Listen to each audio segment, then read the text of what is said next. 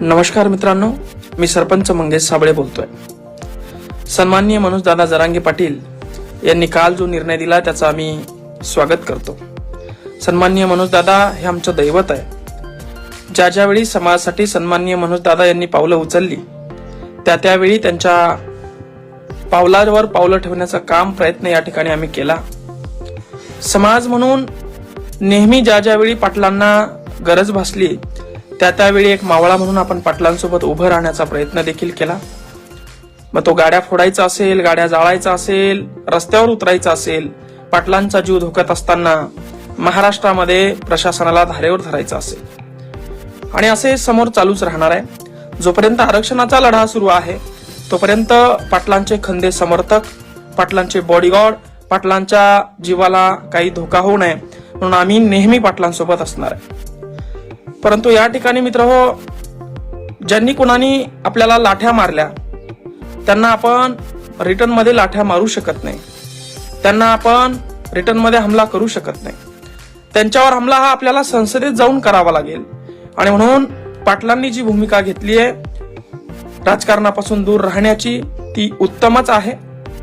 मात्र आम्ही अगोदरपासूनच राजकारणात आहोत, आम्ही सरपंच आहोत आणि असं करत असताना आमच्या एक गोष्ट लक्षात आली की सन्माननीय रावसाहेब पाटील दानवे असतील, सन्माननीय डॉक्टर कल्याणजी काळे असतील, यांच्यापेक्षा आम्ही खूप लहान आहोत। पण मागच्या या वर्षभराच्या लढ्यामध्ये असं लक्षात आलं की हे अन्याय करणारे लोक, हे अन्यायाविरुद्ध न बोलणारे लोक निवडणूक आली की उभे राहतात, शेतकऱ्याच्या समाजाच्या डोक्यात स्वतःचं भूत घालतात आणि मग शेतकऱ्याचे तरुण पोरं यांच्या चटाया उचलण्यासाठी, यांचे बुट खेटर उचलण्यासाठी, आई बापाला जे तांबर पाणी देत नाही यांना पाणी देण्यासाठी धावत सुटतात, पळत सुटतात। अशा वेळी सर्व समाजाचा विचार करून, 18 पगड जातीचा विचार करून आपल्याला लोकशाही पद्धतीने त्यांच्यावर वार करण्यासाठी त्या संसदेच्या टेबलावर, त्या ठिकाणी विधानसभेच्या टेबलावर जावंच लागणार आहे। पाटलांच्या काही मजबुऱ्या आहेत। 1-2 जिल्ह्यामध्ये उमेदवार निघतात म्हणून तो निर्णय पूर्ण महाराष्ट्रावर त्यांना थोपता येणार नाही। मराठ्यांची ताकद या ठिकाणी कमी दिसेल म्हणून अतिशय उत्तम निर्णय सन्माननीय जरांगे पाटलांनी घेतलेला आहे। मात्र एक राजकीय व्यक्ती म्हणून राजकारणाशिवाय समाजाला, जनतेला पर्याय नाही म्हणून, कारण तीच संसद आहे जिथून आपण हे सूत्र हातात घेऊ शकतो, जिथून आपण आरक्षण काढू शकतो, जिथून आपण शेतकऱ्याच्या शेतीमालाचा भाव काढू शकतो आणि मग तिथं जाणं, त्यासाठी कमीत कमी लढणं हे आपल्यासाठी एकमेव पर्याय आहे। मित्रहो, सरपंच पदावरून थेट खासदार होण्याची माझी इच्छा नाहीये। मुळात रावसाहेब पाटील दानवे असतील, कल्याण काळे असतील यांच्यापेक्षा मी भिकारी आहे। माझ्याकडे 2 एकर जमिनीपेक्षा, एका आईपेक्षा अजून काहीच नाही। यांच्याकडे हजारो लाखो करोड रुपयाची संपत्ती आहे। पण मित्रहो, माझ्याकडे 50-45 केसेस आहे। ज्या समाजाच्या नावावर, ज्या जनतेच्या नावावर, ज्या शेतकऱ्याच्या नावावर मी आंदोलन केले, त्यांच्यासाठी आवाज उचलला, ज्या वेळी अन्यायाविरुद्ध आवाज उचलला त्यावेळी एक नवीन केस यांनी माझ्यावर थोपण्याचा प्रयत्न केला।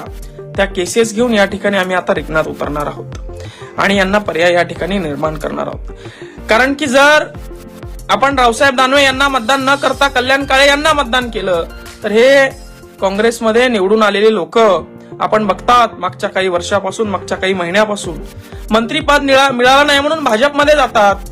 काँग्रेस, भाजप, राष्ट्रवादी, शिवसेना हे सगळे एकच झालेले आहेत। हे स्वतःच्या स्वार्थासाठी आपण आता जरी निवडून दिलं तर उद्या भाजपमध्ये जायला मागे पुढे पाहणार नाही। मंत्रीपदासाठी हे काहीही करू शकतात हे आपल्याला दिसून आले आणि ज्यांनी आपल्याला मार खाऊ घातला, ज्यांनी आपल्या आई बहिणींच्या डोक्यात काट्या घातल्या, अशा लोकांना तर आपण मतदान मुळीच देऊ शकत नाही। आणि म्हणून या दोघांनाही पर्याय म्हणून तरुणांच्या भावना समजून, सन्माननीय पाटलांच्या भावनेचा आदर करून, पण नाविलाजाने या जालना लोकसभा मतदारसंघामध्ये आम्ही या ठिकाणी 18 तारखेला फॉर्म भरणार आहोत।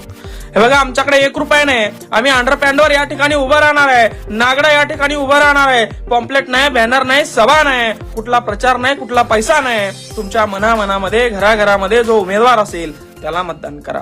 जो उमेदवार या ठिकाणी 10-10 वर्ष गावात येऊन बघत नाही, खासदार असताना गावाला कुठलंही काम देत नाही, गावाच्या विकासाचं, गावाच्या शिक्षणाचं, गावाच्या घरकुलांचं कुठलाही प्रश्न संसदेत मांडत नाही, जो अपक्ष उमेदवार काँग्रेस पार्टीचा उमेदवार, ज्या उमेदवारावर प्रशासनाची छाप नाही, ज्या उमेदवाराची प्रशासनावर छाप नाही, तहसीलदार देखील 2 पायऱ्या खाली उतरून त्यांच्यासाठी येत नाही, अशा या दोन्ही उमेदवारामध्ये थेट विभागीय आयुक्तांना नडण्याची ताकद आमच्यामध्ये आहे, गुन्हे घेण्याची ताकद आमच्यामध्ये आहे.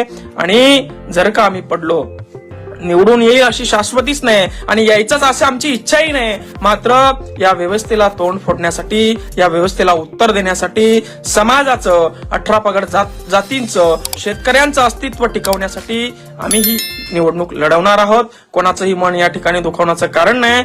आपण लोकशाही मार्गाने सुद्धा लढायला हवं, आपण आंदोलनाच्या मार्गाने सुद्धा लढायला हवं. जय जिजाऊ, जय शिवराय, जय जवान, जय किसान. धन्यवाद मित्र.